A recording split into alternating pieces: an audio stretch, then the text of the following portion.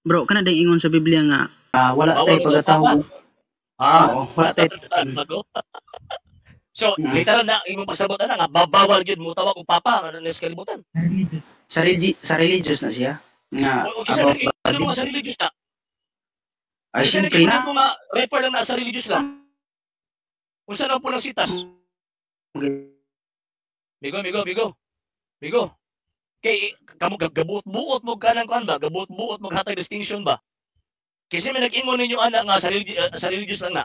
Ang giingon bisag kinsa nga naa yuta. Si Abraham gani gitawag gani amahan. Na tagay yuta man to.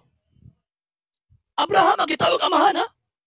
Even si Kristo ni tawag ang Abraham nga amahan. So sa may tawag din niyo usa pag-amahan lingon ka gani ang bro nga. utsoy.